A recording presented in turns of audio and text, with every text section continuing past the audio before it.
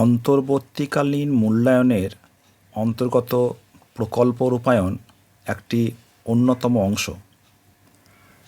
সফলভাবে একটি প্রকল্প বা প্রজেক্ট তৈরি করতে হলে কয়েকটি পর্যায় আমাদের সুনিপুণভাবে রূপায়িত করতে হবে। প্রথম হচ্ছে আমরা যে প্রজেক্ট বুক বা এক্সারসাইজ বুক ইউজ করব তার মলাটের উপর প্রথমে লিখতে হবে তোমার স্কুলের নাম, তার ঠিক নিচে স্কুলের লোগো, তারপর নেম অফ দ্য প্রজেক্ট, তুমি যে প্রকল্পটা করছো তার নাম, তারপর তোমার নাম, তার ঠিক পরে তোমার ক্লাস, সেকশন, রোল নাম্বার। এবং ঠিক একই জিনিস শুধুমাত্র লোগোটা ছাড়া আমরা যে লুজ শিট ইউজ করব তার উপরে লিখব এবং সেটা হবে মলাটের পরের পেজ। তাহলে সেখানে থাকবে প্রথমে প্রজেক্টের নেম, তোমার নাম, ক্লাস, সেকশন, রোল নাম্বার। এরপর হচ্ছে ভূমিকা। যে কোনো কাজের জন্যই যেমন একটা ভূমিকা থাকে, সে কারণে যে বিষয়ের ওপর প্রজেক্ট করবে সেই সংক্রান্ত বিষয় আগের ক্লাসে কতটুকু আমরা জেনে এসেছি এবং এই ক্লাসে কতটুকু শিখব এবং পরবর্তী ক্লাসে আরও কত কী শিখব তা সংক্ষেপে লিপিবদ্ধ করবে। এবং এই যে আমরা শিখছি তার গুরুত্ব কী, তা কোথায় কোথায় ব্যবহার হয় সেগুলোর একটা সংক্ষিপ্ত বিবরণ এখানে থাকবে। এরপর হচ্ছে প্রকল্পের উদ্দেশ্য।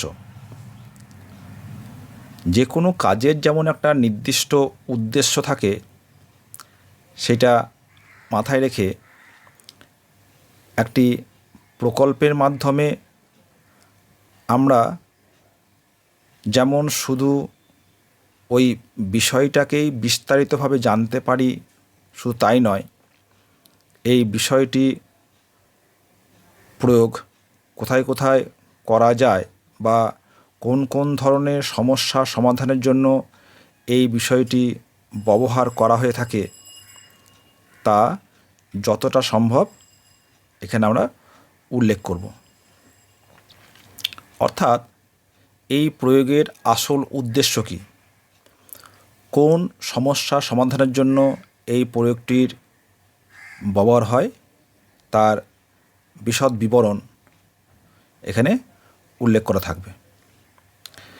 এরপর হচ্ছে সূচিপত্র। এর আগে যে দুটো পেজ আমরা ইউজ করলাম, ভূমিকা এবং উদ্দেশ্য, এইগুলো আমরা যে রোমান অক্ষর 1, 2 সেগুলো দেবো না, আমরা ইটালিক যে আই এই ধরনের নাম্বারিং করব।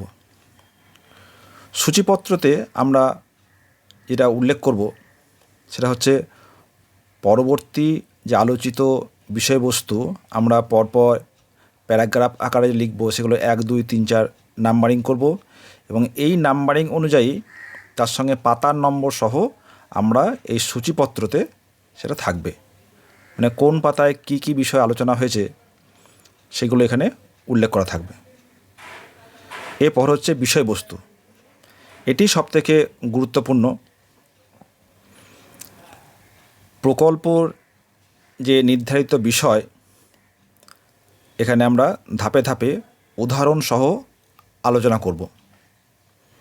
এখানে যদি ছবির প্রয়োজন হয় তাহলে বাম দিকে যে সাদা অংশ রয়েছে সেখানে আঁকতে হবে এবং লক্ষ্য রাখবে যে ছবি আঁকতে গিয়ে যদি উল্টো পৃষ্ঠের লেখা ঝাপসা হয়ে যায় বা মুছে যায় বা ক্ষতি হয়, সেজন্য অন্য একটা কাগজে ছবি এঁকে কেটে এখানে আঠা দিয়ে বসিয়ে দেবে।